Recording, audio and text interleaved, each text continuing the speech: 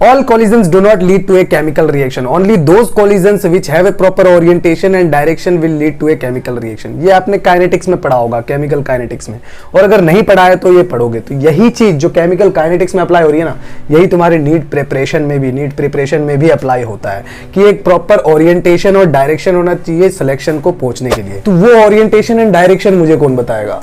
तो वही चीज मैं बताने के लिए यहाँ बैठा हूं। तो इस वीडियो में आपको मैं कंप्लीट पाथ देने वाला हूं कि पूरे साल आपको क्या चीज फॉलो करनी है, किस टाइप से रहना है, ठीक है, तो किस टाइप से करनी है चीजें, जिस चीज को फॉलो करके आप सिलेक्शन तक पहुंचोगे 100%, ठीक है। तो वीडियो को स्टार्ट करते हैं। Myself Mohammad Junaid, 3rd year MBBS student.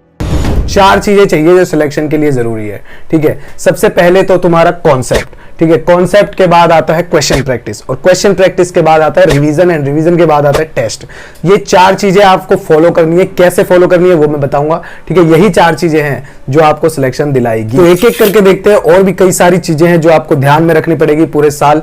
तो सबसे पहले अगर हम लेते हैं कॉन्सेप्ट को, तो कॉन्सेप्ट में देखो यार, कॉन्सेप्ट सबसे पहले बेसिक चीज है कि कॉन्सेप्ट तुम्हारा बिल्डअप होना जरूरी है। ऐसा नहीं है कि सीधा थोड़ा बहुत पढ़ लिया, हाँ चैप्टर पढ़ रहे हैं तो स्टार्ट किया है, थोड़ा सा पढ़ लिया, सीधा क्वेश्चन प्रैक्टिस कर लिया, टेस्ट वेस्ट देके या फिर आगे स्किप करके चले गए। नहीं, कॉन्सेप्ट बिल्ड करना जरूरी है। हो सकता है कि आपने ऑनलाइन बैच ज्वाइन किया हुआ हो या फिर ऑफलाइन जाते होगे, तो वहां से लेक्चर से प्रॉपर नोट्स बनाओगे, ठीक है। खुद के नोट्स बनने चाहिए लेक्चर से। कॉन्सेप्ट क्लियर करने के लिए देखो यार, एक सही चीज बता रहा हूँ कि ऑफलाइन है अच्छा माना, ऑफलाइन भी अच्छा है, ऑनलाइन भी अच्छा है। हालांकि मैं ऑफलाइन से पढ़ा हुआ हूँ, ठीक है। मेरा भाई अभी जो पढ़ रहा था वो ऑनलाइन बैच से पढ़ा था, ठीक है। तो ऑनलाइन बैच में ये यकीन 2.0 आया है ड्रॉपर बैच का, फिजिक्स वाला की तरफ से, वो काफ़ी मस्त बैच है, वो ले सकते हो।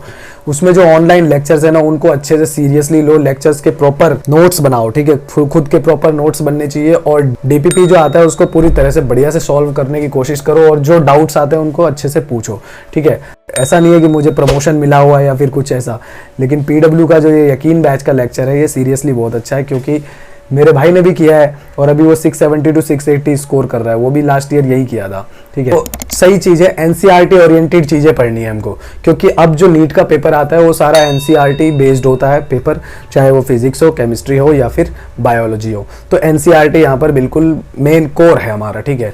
तो कंसेप्ट को बिल्ड किया, क्लास में लेक्चर लेके प्रॉपर नोट्स बनाए हमने। प्रॉपर नोट्स बनाने के बाद घर पे आके या फिर जब सेल्फ स्टडी करोगे लेक्चर के बाद, तो उसमें आपको वो नोट्स प्रॉपर पढ़ने हैं, बुक्स वगैरह पढ़नी है, ठीक है। उससे क्या होगा, कंसेप्ट बिल्ड होगा, डाउट आएंगे, उन डाउट्स को आपको क्लियर करना जरूरी है, क्योंकि डाउट्स रहना नहीं चाहिए। मैं बता रहा हूँ, क्योंकि देखो यार, डाउट्स को क्लियर किए बिना सिलेक्शन नहीं ले सकते हम, क्योंकि क्वेश्चन पेपर जो आता है ना, वो हमारे समझ लो कि डाउट से ही आता है, कि जहाँ पे हमें डाउट आता है वहीं से क्वेश्चन बनते हैं कई बार, ठीक है।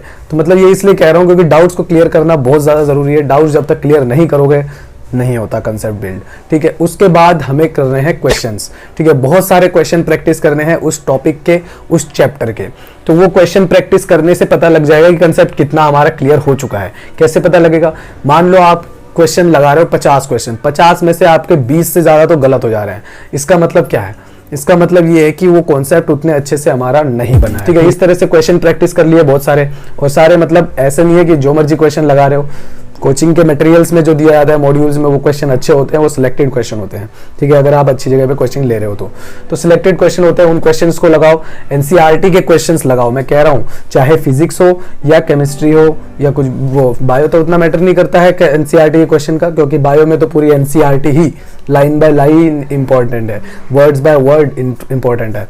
तो हमें क्या कहाँ देखना है, फिजिक्स और केमिस्ट्री के भी क्वेश्चन लग जाने चाहिए, चाहे वो NCERT के इंटरनल हो या फिर पीछे के हो, ठीक है। एक्सरसाइज के सारे क्वेश्चन करने हैं, वो सब्जेक्टिव होते हैं माना, लेकिन करने हैं। अब आता है रिवीजन, ठीक है। मान लो मैं ये तो पढ़ लिया, मान ले पहला चैप्टर पढ़ रहा था मैं, पहला चैप्टर पढ़ लिया, उसके कंसेप्ट कर लिए, उसके मतलब पढ़ लिया लेक्चर से और बुक से भी पढ़ लिया, उसके बाद क्वेश्चंस भी लगा लिए मैंने। और क्वेश्चन लगाने के बाद में आप सेकंड चैप्टर पे आ गया, थर्ड चैप्टर पे आ गया। इससे क्या होगा कि फर्स्ट चैप्टर मेरा कहीं ना कहीं पीछे जाता जाए। यहाँ पे आता है हमारा 3rd पॉइंट, रिवीजन, ठीक है। रिवीजन इसीलिए जरूरी है ताकि वो चीज जो मैं पढ़ के आया हूँ, जो मैं कंसेप्ट बिल्ड करके आया हूँ, वो भूलू ना, ठीक है। तो उसके लिए रिवीजन करना है मेरे को।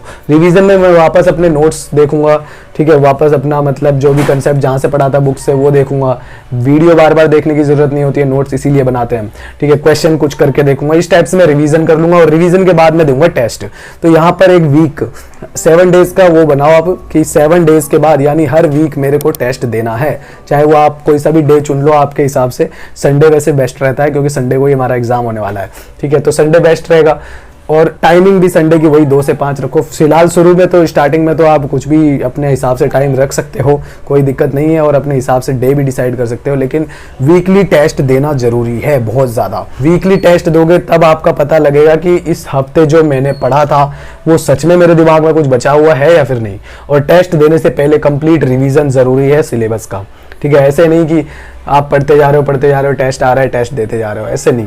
टेस्ट को बिल्कुल सीरियस लेके दो, पूरा रिवीजन करके, प्रॉपर रिवीजन करके टेस्ट दो, ठीक है, पूरी तैयारी के साथ। टेस्ट देने से ज्यादा जरूरी क्या है? टेस्ट एनालिसिस करना। क्योंकि देखो यार, टेस्ट देते जा रहे हो, उसमें जो गलतियां हो रही है उनको तुम एनालाइज ही नहीं कर रहे हो, तो फिर मतलब क्या है टेस्ट देने का? कोई मतलब नहीं है। क्योंकि देखो टेस्ट दोगे, एनालाइज करोगे, चीजों की वो गलतियां, अपनी मिस्टेक्स पता चलेगी किस टाइप की मिस्टेक हो रही है। सिली मिस्टेक्स हो रही है तो उनको सुधारोगे, ठीक है। कॉन्सेप्ट मिस्टेक हो रही है, जैसे क्वेश्चन ज्यादा गलत हो रहे हैं तो वो सिली मिस्टेक में नहीं आता, वो कॉन्सेप्ट खराब है तुम्हारे, ठीक है। तो उस कंसेप्ट को वापस पढ़ना पड़ेगा, ठीक है। इस तरह से अगर तुम गलतियों को अपने सुधारते जाओगे टेस्ट को एनालाइज करते हुए, तो एक पॉइंट आएगा प्रिपरेशन का जब आपकी मिस्टेक्स होना बिल्कुल मिनिमाइज हो चुकी। मैं कैसे करता था, टेस्ट देता था और टेस्ट के बाद जो अपना जो आंसर की आ जाती थी, आंसर की से मैच करके जो भी डाउट्स होते थे ना, कि मतलब कई बार होता है कि आंसर की में गलत हो जाता है, ठीक है, तो वो भी मैं डाउट्स लेके चले जाता था सर के पास कि सर ये क्वेश्चन में तो 3rd आंसर आने वाला है और यहाँ पर आंसर की में 4th है। तो वो सर बता देते यार नहीं यार ये तो गलत है, ठीक है, वो पता चल जाता है कि आंसर की गलत थी, ठीक है। क्योंकि यार अपने को पता है कि यार मैंने तो ऐसे ही पढ़ा है, ठीक है, अगर ये गलत हुआ तो इसका मतलब मैंने कंसेप्ट ही गलत बनाया है, ठीक है। इस तरह की चीजें हो जाती है। तो हर टेस्ट को बिल्कुल प्रॉपर, चाहे तुम्हारे सही क्वेश्चन हो या गलत हुए हो, हर क्वेश्चन को एनालाइज करना है कि ये किस टाइप से आया था, ये किस टाइप से आया था, बिल्कुल सीरियस तैयारी। लगेगा ऐसा पूरे साल ऐसा बाउंड सा फील होगा कि यार क्या है, एक ही चीज रोज करे जा रहे हैं, एक ही चीज अप्लाई करे, एक ही चीज फॉलो करते, सुबह उठते हैं फिर पढ़ने बैठते हैं फिर यही करते हैं, सेम चीज लगेगी। लेकिन वही है कि यार 1 साल बाद देखो ना क्या होने वाला है। एक और चीज, टारगेट जो है ना, वीकली टारगेट रखो कि इस हफ्ते मेरे को ये चैप्टर करने हैं, फिजिक्स में ये 2 चैप्टर करने हैं, केमिस्ट्री में 2 चैप्टर करने हैं, बायो में 1 चैप्टर करने हैं, फॉर एग्जांपल बता रहा हूं मैं, ठीक है, ये करने हैं, ठीक है। तो अपने चैप्टर से वो जो भी पढ़ रहे हो तुम सिलेक्ट कर लो कि हाँ भाई 1 हफ्ते का मेरा ये टारगेट रहने वाला है, फिजिक्स केमिस्ट्री बायो का इतना मेरे को खत्म करना है। टारगेट ऐसा नहीं है कि बिल्कुल अनरियलिस्टिक सा टारगेट बना लिया जो पूरा हो ही नहीं पा रहा है, ठीक है। तो ऐसा भी टारगेट नहीं बनाना है, टारगेट ऐसा बनाना जो तुम कर सको, ठीक है। लेकिन ऐसा भी नहीं कि बिल्कुल कंफर्ट जोन में कर रहे हो, थोड़ा एक्स्ट्रा पोटेंशियल डालना पड़ेगा, एक्स्ट्रा हार्डवर्क भी करना पड़ेगा, तभी जाके सिलेक्शन में एक्स्ट्रा मार्क्स भी आएंगे, और एक्स्ट्रा मार्क्स आएंगे तो रैंक अच्छी आएगी, है ना। उस टाइप से टारगेट बनाओ और टारगेट को कंप्लीट करना है हर वीक, ठीक है। रही बात बैकलॉग की, तो बैकलॉग सबके बनते हैं, चाहे वो टॉपर हो या फिर कोई ड्रॉपर हो या फिर बिल्कुल फेलियर हो, बैकलॉग सबके बनते हैं। बैकलॉग सबके बनते हैं, बट फर्क इतना होता है कि जो सिलेक्शन ले रहे होते हैं ना वो बैकलॉग को क्लियर करके आए हुए होते हैं, और जो बैकलॉग को क्लियर नहीं कर पाते ना उनका सिलेक्शन रुकता है। बैकलॉग कम रखो, जितना हो सके मिनिमाइज करके रखो, और बिल्कुल उसको क्लियर करते जाओ टाइम पर निकाल के, एक्स्ट्रा टाइम देके उसको बैकलॉग को क्लियर करना बहुत ज्यादा जरूरी है, ठीक है। देखो यार अभी तुम्हारे पास टाइम है, पूरा साल पड़ा है, ठीक है, तो पूरा साल पड़ा है, तो अभी एक चीज बहुत ज्यादा जरूरी हो जाती है, शॉर्ट नोट्स और माइंड मैप्स वगैरह ये सब बनाने की पूरी कोशिश करो, ठीक है। फिजिक्स में फॉर्मूला शीट बनाओ, हर चैप्टर के बाद हर चैप्टर के फॉर्मूले तुम्हारे एक पेज में लिखे हुए होने चाहिए। केमिस्ट्री में भी कई जगह बनाने की जरूरत पड़ेगी। केमिस्ट्री में एक रिएक्शन शीट्स बनती है, इनऑर्गेनिक केमिस्ट्री की और ऑर्गेनिक केमिस्ट्री की, ठीक है, वो रिएक्शन शीट्स बनाओ। मेरे पास बहुत सारी ऐसी चीजें हैं जो मैं आपको दूंगा आगे चल के, ठीक है, क्योंकि मैंने अपने प्रिपरेशन टाइम पे बनाई थी वो अपने फायदे के लिए, और अब मैं चाहता हूँ कि उससे तुम्हारा भी फायदा हो जाए, ठीक है। तो टाइम बचता है। मैंने जो अपनी दीवार इतनी गंदी कर रखी थी पूरे रूम की कि मतलब मम्मी यूँ कहती थी बार बार कि यार ये क्या फालतू की चीजें चिपकाए जा रहे हैं यहाँ पर, ऐसी पेपर में कुछ भी, ठीक है, बस वो मैं अपने फायदे के लिए चिपका था, मेरे को फायदा पूरा हुआ है। वॉल पे स्टिकी नोट्स होने चाहिए तुम्हारे, ठीक है। जो चीज़ें याद नहीं हो रही है, ये मतलब मैं बता रहा हूँ, ऐसा नहीं है कि जरूरी ही है, मैं बता रहा हूँ कि ये चीज़ फ़ायदा करती है। अगर आप चाहो तो इसको यूज़ कर सकते हो कि मतलब कोई चीज़, कई सारे डेटा होते हैं एनसीईआरटी में, बायोलॉजी में भी अगर हम बात करें तो बहुत सारा डेटा होता है, बहुत सारे एग्जाम्पल्स होते हैं जो याद नहीं रहते हैं, ठीक है, उनको हम बार बार पढ़ते हैं फिर भी भूल जाते हैं। तो उसको मैं क्या करता था, लिख लेता था एक पेज पे और उस पेज को चिपका देता था अपनी वॉल पे, ठीक है। तो अपने रूम के वॉल पे चिपका दो, टेबल पे चिपका देता था, कहीं भी चिपका देता था, मैं तो हाथों पे लिख लिया करता था, तो वो चीज़ें याद हो जाती थी। बायोलॉजी का कई बच्चों को मैंने देखा है कि बायोलॉजी की एनसीईआरटी जो पढ़ते हैं, एनसीईआरटी को ही पूरा का पूरा भर देते हैं, तो उतना भी भरने की बहुत ज्यादा जरूरत नहीं है, क्योंकि बाद में जब रिवाइज करोगे ना यार, तो एनसीईआरटी रिवाइज करनी होती है बायोलॉजी की, ठीक है, बिल्कुल लास्ट मोमेंट पे एनसीईआरटी रिवाइज करनी होती है। और उस एनसीईआरटी को रिवाइज करते करते वो जो पेन से तुमने भर दिया है ना उस एनसीईआरटी के पेजेस को, वो भी हम पढ़ने लग जाते हैं, जिसमें बहुत ज्यादा टाइम वेस्ट होता है। उतना ज्यादा भरने की जरूरत नहीं है, एक पेज पे ज्यादा से ज्यादा 3-4 पॉइंट ऐड कर सकते हो, बाकी अपनी अलग से कॉपी बनाओ, कोई दिक्कत नहीं है, ठीक है। और एनसीईआरटी की अगर बात आई गई है, तो बायो की एनसीईआरटी में बता रहा हूँ, वर्ड टू वर्ड तुम्हें बिल्कुल ऐसे बिल्कुल होना चाहिए दिमाग में, बिल्कुल वर्ड टू वर्ड याद होना चाहिए, समझ लो।